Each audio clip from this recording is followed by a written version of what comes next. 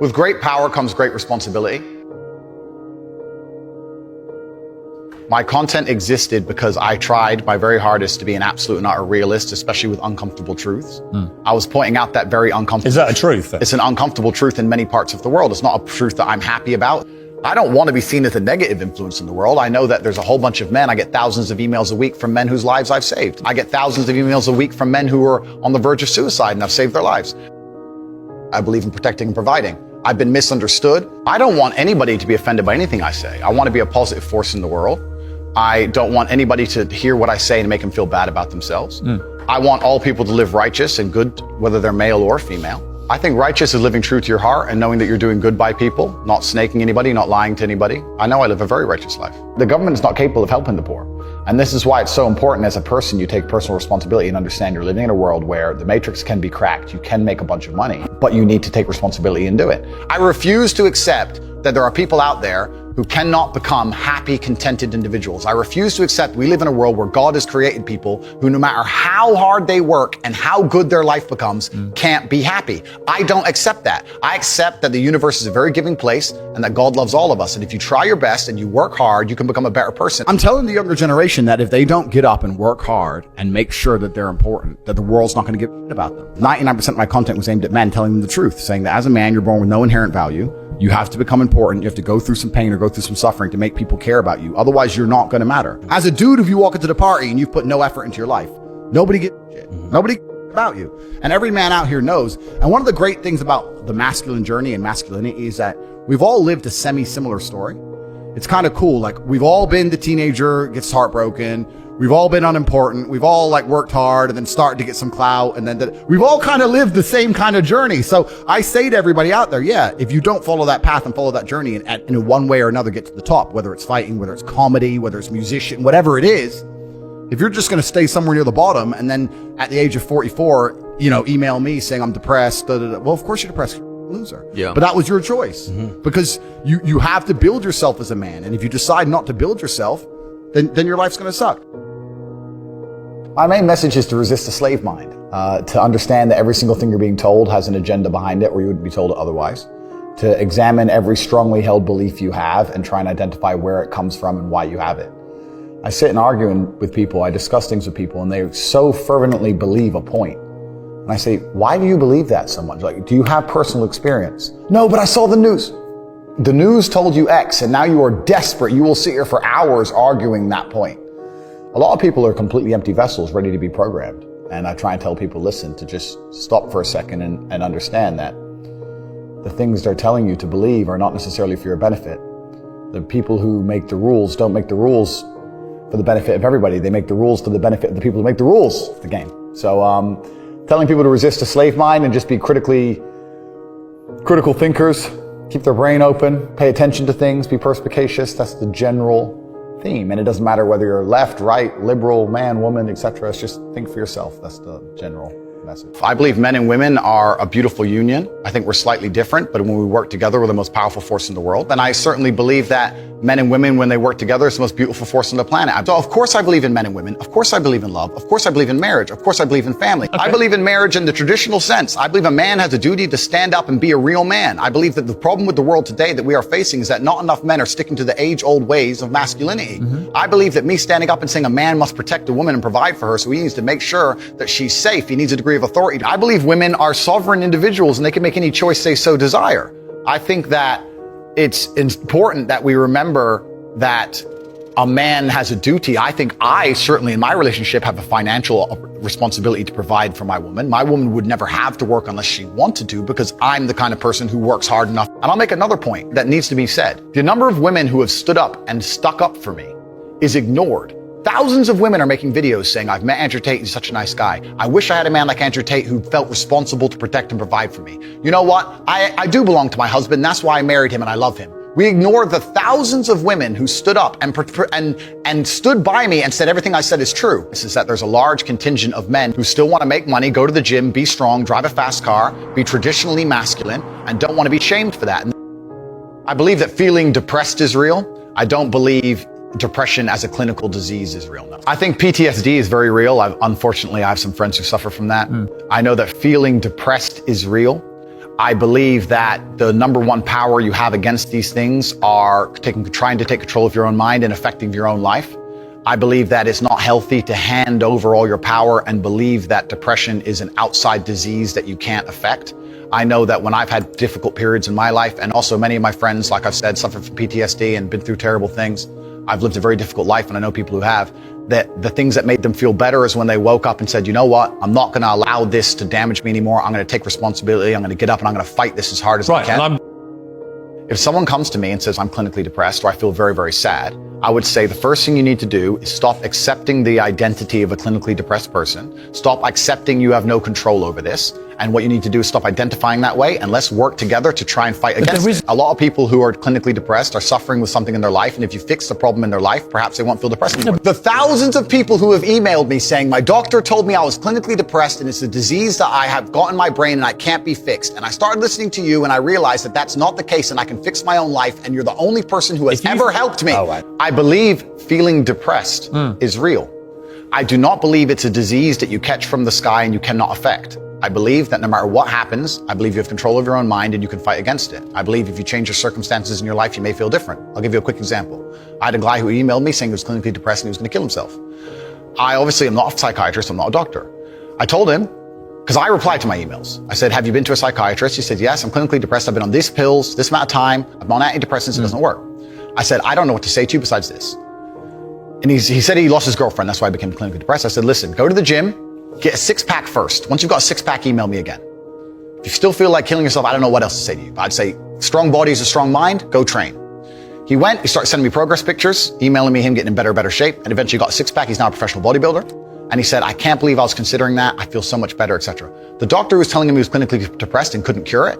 He started taking control of his own life, and now he felt better. That if somebody has depression of any kind, whether it's clinical, whether it exists or not, whether they feel depressed or not, whatever, that taking control of their life, taking personal responsibility and working hard is always going to be the positive, best thing they can possibly do for their life going forward. How positive is it? Them. Of course, money can't buy happiness. I agree. But money is the third most important thing in the world. First is your health, because you have nothing if you're going to die. Second is your relationships, because you need love and family. That matters the most. But money can buy everything else. So money's the third most important thing. The average people come to me and say, what do I do? I'm just the average guy. And my only answer is stop being the average guy. It's my only answer. You can't just be the average guy anymore. The idea from the 1950s that you can just be the normal, average, law-abiding, hard-working citizen and you'll have a good life is gone.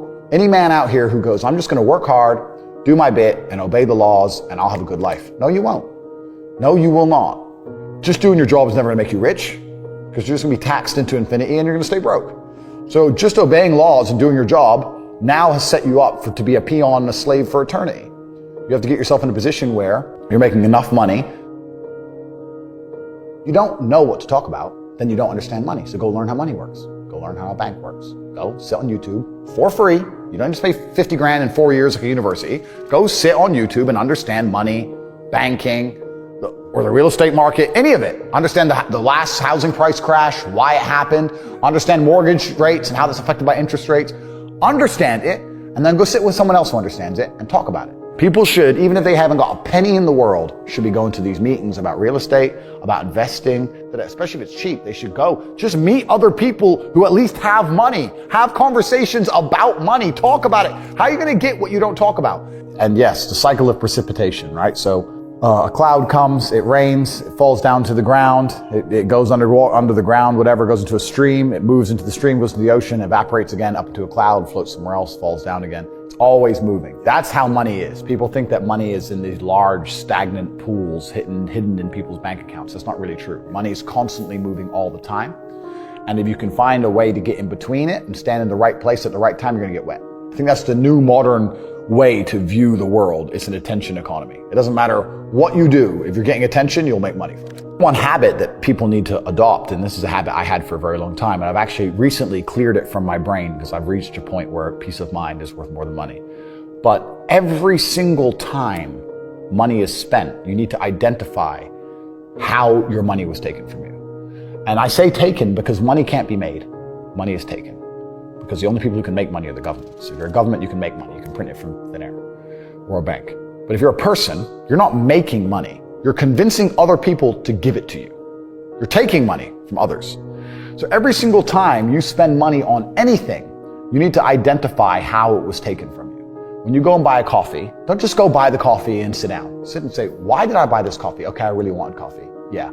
But then why did I go into this store and not that store?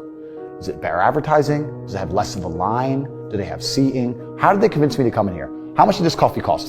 £6. What's the profit margin on that? Probably £5.50, £5.80 probably by the time. The cup probably costs more than the coffee. The coffee is just water. How did they convince me to spend £6 in this place? And when you sit there and analyze and you all start to learn little lessons about business, you'll learn about the importance of the signage. You'll learn about the importance of there being no queue. Yeah. So that if you ever run a business, I'm telling you, I say with my business, my people all the time, faster. All the time, quicker. Yeah. Like I have a couple businesses that are physical. I'm like, I don't want to see a line. I don't want it to see empty because it looks bad. So when there's lines, you work fast. When we're down to 1 or 2 people, you take your time, you talk to the customer. Right. You keep it so there's like always one person at the thing. Like manage the line. Like people don't think about this stuff. No one's going to sit and wait in a long queue. Maybe some idiots will, but people like me won't. We got shit to do, right? My time's worth money. I'm not going to stand and wait in a line. So you have to identify how your money is taken from you. If you start doing that with every single time you spend anything ever, you're going to start to identify business opportunities, and you're going to sit there and you're going to have coffee and you're going to go, you know what? They could have sold cake and they didn't. Could I outcompete this place? Let's imagine I had the money to start a coffee shop right next door. How would I outcompete them? Well, I'd have cake because they don't have cake. Also, most people in here are businessmen. And the guy serving some dude. No, we need a cute waitress. His ass is fired. We need a chick. Put a chick here, put some cake in. Financial Times, business people in. People don't even think about this stuff. They don't use their brain ever. They don't ever look around and realize how they're spending their money. They don't look around and look at which businesses are successful. They don't look around and pay attention to anything. They don't look at the world and all the things that are happening and how it can benefit them. None of it. They don't look at any of it. They're too busy following the circus. That's why it's clown world. I was walking to college with a couple of my friends, and a Ferrari drove past. And I said, bro, you see that? And he goes, yeah, what about it? I said, doesn't that piss you off? I must have been about 16. He goes, why?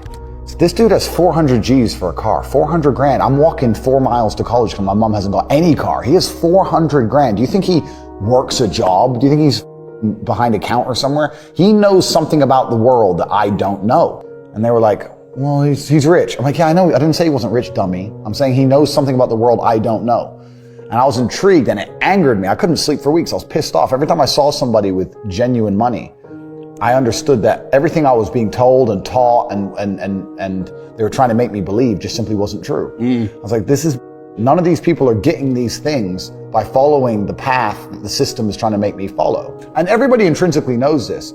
If you go to if you're at a BP, you're at a petrol station, and I pull up in my Lamborghini, nobody goes, wow, he went to school. Yeah. He studied hard. And they do that because they know that the easiest way to amass wealth is to break the rules, because the rules are not designed to allow most people to make money. You can make money within the rules, of course you can, but most people don't. Most people who follow the path work, consume, die. That's it. So I always knew the same thing as you, and I knew there had to be another way. I knew that just working for money was a paradigm that wasn't true. And then you understand making your money work for you, and you understand delinking your time from money. Yeah. You start learning to understand these things, but eventually you build a system and you build an ecosystem like me. I have 60 or 70 people work for me all around the world, and things just happen and money just kind of appears as long as everything's well organized. I mean, in my experience, like imagine if I didn't have all this money and I had to go get a job again, I'd get a sales job because I've always been a salesman. And I think that's a very important life skill to have, to be good at sales and to deal with the stress and have a commission-only environment. But I don't know if they even teach sales in university. Yeah, it's all garbage. They don't teach anything important. They just teach anything. They teach things that are going to keep you inside the slave mind. And they want you to go to school and then go to college and then go to university and get in debt. And you have to be in debt so that now you have to work. And you're working and you're in debt, and then they want you to take on more debt if possible in the form of a mortgage, which a lot of people do, which we can talk about because I know you're the property guy. Yeah. And then you're in debt now, and once you're in debt, you can't really quit your job, and it's very difficult for you to leave the country. And now they can hold things over you. That's the goal. It's all about control mechanisms, and the system is very well designed to make sure that people are conditioned to obey. It's very hard for the average person to say no to anything. Unless you have millions and millions and millions of dollars, it's very difficult to even have an opinion on subjects. That's the thing about being a man, and that's what I was saying to the kids. It's like, look, you need to get up, and it's going to be very, very difficult. The world's getting harder and harder, especially for men. It's all clout, it's all status. There's no way you're going to matter unless you get up and you work extremely hard. Should young men aspire to work very hard, have no criminal record, become multimillionaires, protect and provide for the women close to them, be sovereign so they can stand up and have their own points of view in face of cancellation, be able to not be mentally intimidated when they go on national TV and there's traps set up for them? Yeah, I believe that confident, strong men who stand up and protect and provide for women are a good thing for the world and a good force for the world. And I don't think that I put a magic spell on anybody. I think there's a whole bunch of men in the world who understands my value. And if men grow up to be like me, you're going to have a whole bunch of people with no criminal record, dedicated athletes, who protect and provide for the people close to them,